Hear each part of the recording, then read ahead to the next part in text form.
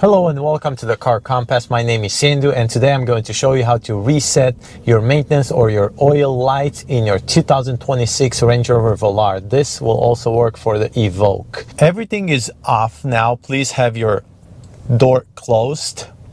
Press the ignition on. Don't turn on the car. You're going to open the driver door. You're going to pop the hood. You're going to close the driver door. Once everything is closed, you're going to open the driver door again. And then you're going to press for 3 seconds and hold after that. But 3 seconds, 1, 2, 3, and then press the acceleration pedal as well. Service is going to reset itself. You're going to keep it pressed for a little bit longer, and you're going to get a message saying service counter resetted. So this is how you reset your service in Range Rover. Thank you for watching.